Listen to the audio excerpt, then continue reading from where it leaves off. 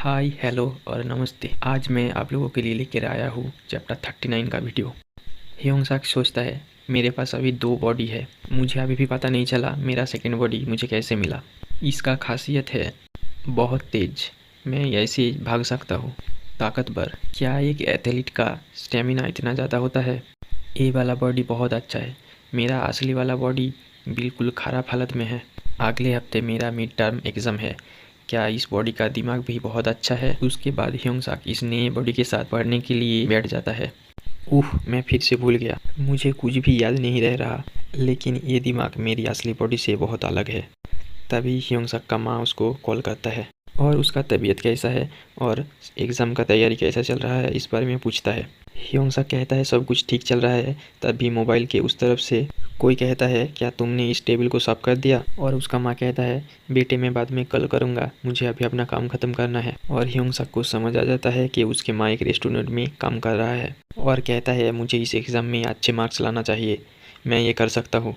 फिर part time काम करने वाला दुकान दिखाया जाता है जिधर ह्योंग-sak पढ़ने की कोशिश करता है और सोचता है सुबह को मैं सब कुछ याद कर लूँगा क्योंकि सुबह होने में अभी भी बहुत देर बाकी है। लेकिन मैं कोरियन, इंग्लिश और मैथ को लेके क्या करूँ? क्या मुझे स्कूल के किसी अच्छे स्टूडेंट से पूछना चाहिए?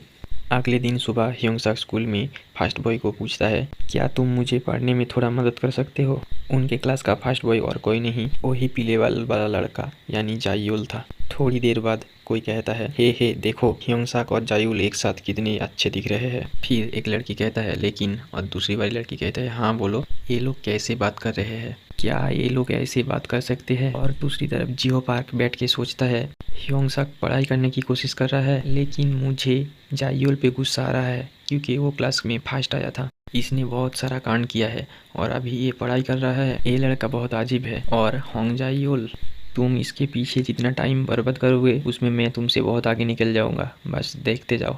उसके बाद बड़ा वाला ह्योंग-sak को दिखाया जाता है जो सोचता है कि स्कूल में तो मेरी मदद जायूल कर रहा है, लेकिन स्कूल की छुट्टी होने के बाद मैं लाइब्रेरी में डाकहुआ और जियो के साथ पढ़ाई करूँगा। फिर वो तीनों लाइब्रेरी के अंदर जाते हैं और उन्हें देख के कुछ लड़कियां दूर से कुछ खुश करते हैं और कहती है ये फ़ोटो में जैसा दिखता है उससे बहुत अलग है और ये कितना लंबा है। कुछ देर बाद जियो पार्क ह्योंग-sak से कहता है डाकहुआ अपने डिपार्टमेंट में 5th रैंक पे है। स्कूल में जो फेस्टिवल हुआ था उसके बाद से डाकहुआ को बहुत लोग पहचानते थे और उसका पापरिका टीवी में भी बहुत सारा फैन फॉलोअर्स हो गया था। उसके बाद ह्योंग-sak सोचता है मेरा और डाकहुआ का बॉडी एक ही जैसा है, लेकिन फिर भी क्यों डाकहुआ को बहुत लोग पहचानते हैं। मैं सब कुछ से दूर भागता रहा और खुद पे भरोसा नहीं रख पाया। फिर सीन चेंज होता है और लाइब्रेरी दिखाया जाता है जिधर जिन-संग अपना मुंह सड़ा हुआ बना के बैठा था और सोच रहा था मैं तो मी-जिन के साथ वक्त बिताना चाहता हूँ, इसलिए मैं उसकी पीछे पीछे लाइब्रेरी तक आ गया। लेकिन ये सारे बुड़बक इधर क्या कर रहे हैं? क्या इधर स्कूल का रियूनियन हो रहा है? उसके बाद जिन-संग कहता है तुम सभी को बाहर चले जाना चाहिए। और फिर किमी हुई जिन-संग से कहता है चलो हम दोनों एक साथ बाहर चलते हैं। और फिर दूसरे लोग भी दो एक बातें करता है जिसकी वजह से बम-जाई कहता है तुम लोग चिल्ला क्यों रहे हो? क्या तुम लोगों ने इस जगह को रेंट पे लिए हो? और उसके बाद बम-जाई भास्को को पूछता है क्या ये एक पब्लिक प्लेस के हिसाब से बहुत ज़्यादा आवाज़ नहीं है? लेकिन भास्को रोते हुए बम-जाई से कहता है क्या हमारा टेलीपैथी तुम्हें एग्ज़ाम के वक्त मेरे पास नहीं भेज सकता? और फिर सीन चेंज होता है। ह्योंग-sak सोचता है मैं बहुत थक गया हूँ, मुझे अपनी पुरानी बॉडी को स्विच कर लेना चाहिए, क्या मैं ये कर सकता हूँ? मैं बहुत ज़्यादा थक गया हूँ, मैं फिर से पढ़ना नहीं चाहता। और फिर बिस्तर पे लेट जाता है और ह्योंग-sak रियलाइज़ करता है कि जब भी वो एक फ्रेश बॉडी में खुद को स्विच करता है उसका ब्रेन भी रिफ्रेश हो जाता है। फिर दुकान का सीन दिखाया जाता है जिधर ह्योंग-sak सोचता है ये तो बहुत अच्छा है, अब मैं फिर से कंसंट्रेट कर सकता हूँ। और फिर दरवाज़ा से कुछ आवाज़ आता है जिसकी वजह से ह्योंग-sak दरवाजे की तरफ मुड़ के देखता है और तभी उस दरवाजे से हानिउल एंट्री लेती है और ह्योंग-sak से हाय कहती है, जिसको देख के ह्योंग-sak सोच में पड़ जाता है। फिर हानिउल कहता है तुम बोर हो रहे हो, तुम क्या कर रहे हो? जिसको सुन के ह्योंग-sak अपने होश में आता है और कहता है हाँ क्यों?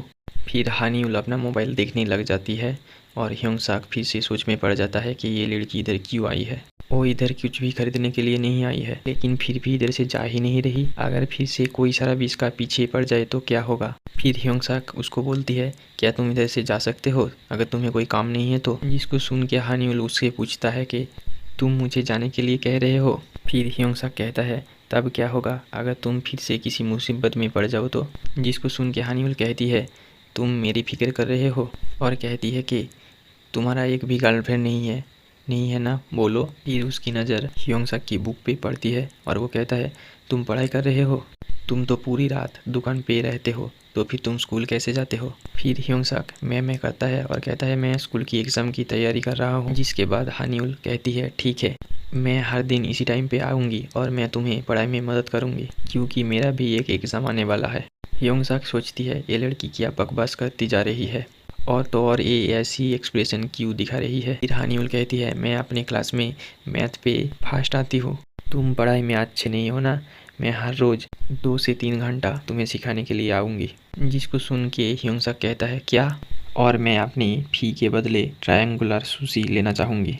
फिर जैसे तैसे ह्योंग-sak रात में हानिवल के साथ पढ़ाई करना शुरू कर देता है और सोचता है उसकी जाने के बाद पूरी पढ़ाई को वो मेमोराइज कर लेगा।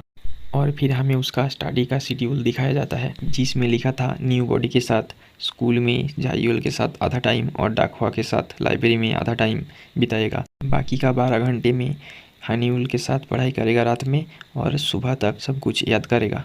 और इसी के साथ ये चैप्टर यहीं पे ख़त्म हो जाता है। और भाई लोग वीडियो कैसा लगा और क्या क्या खामियां तुम्हें दिख रही है कमेंट में बता।